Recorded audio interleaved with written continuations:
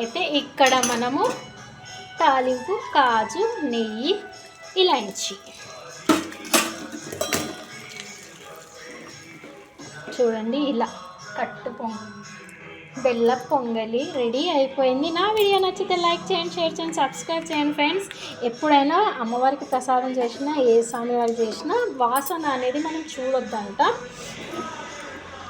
ఎక్కది అంటారు దేవుళ్ళకి. ఇలా ఎప్పుడైతే ఇది అమ్మవారికి ఎక్కిచ్చేసి ప్రసాదం నైవేద్యం పెట్టి అప్పుడు టెస్ట్ చేస్తే ఎలా అంటారు. నా వీడియో మీరు ఎక్కడి నుంచి చూస్తారో కామెంట్ చేసి చెప్పండి friends. Love you all, bye.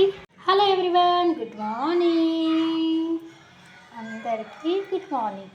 చాలా రోజులైంది వీడియో చేయక. అయితే అమ్మవారికి పరమాన్నం చేస్తున్నాను. నేను ఇలా చేస్తాను అన్నమాట. కొద్దిగా ఈక్వల్గా తీసుకుంటా బియ్యము, రైస్, బియ్యము, పెసరపప్పు. మనం చిన్న గ్లాస్తో బియ్యము, చిన్న గ్లాస్తో పెసరపప్పు మంచిగా ఒక 5-6 సార్లు కడిగేసి ఒక 2 విజిల్స్ వచ్చే వరకు పెట్టుకుంటే సరిపోతుంది. పెసరపప్పు కాబట్టి తొందరగా ఉడుకుతుంది. పెసరపప్పు పరమాన్నం చాలా టేస్టీగా ఉంటుంది. ఇక్కడ తగినంత నీళ్ళు వేసుకోవాలి, సరిపోతుంది. ఇంతే వాటర్ సరిపోతే కొద్దిగా నెయ్యి వేయాలి. ఎప్పుడైనా మనము స్వీట్ చేసేటప్పుడు పరమాన్నంకి కొద్దిగా నెయ్యి వేసి పెట్టడం వల్ల చాలా టేస్టీగా ఉంటుంది. నేనైతే ఆవు పాలతో చేస్తాను కాబట్టి మీరు ఎలా చేస్తారో కామెంట్స్ చేసి చెప్పండి. ఆల్రెడీ ఆవు పాలు వేడి చేసి పక్కన పెట్టేసుకున్నాను. ఒక 2 విజిల్స్ సరిపోతుంది మనకు పరమాన్నంకి. మంచిగా ఉడికినాక తగినంత బెల్లం వేసి మంచిగా కలిపి మరొకసారి పొయ్యి మీద పెట్టేసి, ఎప్పుడైనా బెల్లం వేయంగానే పాలు వేయొద్దు, పాలు విరిగిపోతాయి.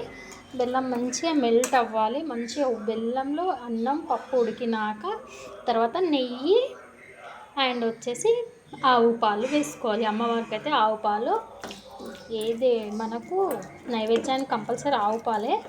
లేదు అంటే నార్మల్గా బెల్లం, పప్పు అవి నెయ్యి వేసి కూడా చేయొచ్చు పరమాన్నం. మేమైతే పరమాన్నం అంటాం చాలా తెలంగాణ భాషలో. అండ్ దద్దోజనం, పొంగలి, అని బెల్ల పొంగలి. ఇలా కొంచెం నెయ్యి, జీడిపప్పు, కాజు, 1-2 ఇలాంచి, ఎక్కువ వేస్తలేను, ఓన్లీ కొద్దిగా ఫ్లేవర్ కోసం ఇది ఫ్రై అవుతుంది.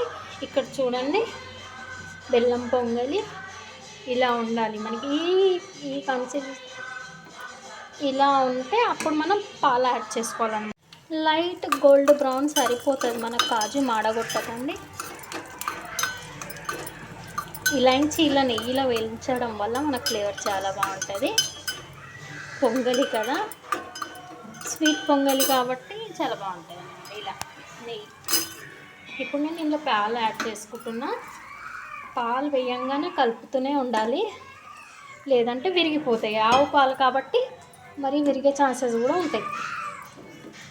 ఇలా చాలా కమ్మగా ఉంటుంది. ఇది మనకు నార్మల్గా తిన్నా బాగుంటుంది, పూరితో కూడా సూపర్ టేస్ట్ ఉంటుంది. బెల్లంతో చాలా టేస్టీగా ఉంటుంది షుగర్ కంటే. ట్రై చేయండి. మనం ఒక పాలు వేయంగానే ఒక 5 మినిట్స్ ఉడికితే సరిపోతుంది, ఎక్కువసేపు పెట్టొద్దు. ఇప్పుడు మనం చేసి పెట్టుకున్న తాలింపు ఇందులో వేసేసుకుందాం. యమ్మీ యమ్మీ బెల్లం పొంగలి రెడీ. చూడండి, ఈ చిన్న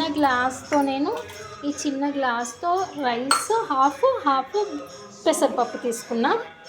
నేనైతే అమ్మవారికి ఎప్పుడు ఇలానే చేస్తా.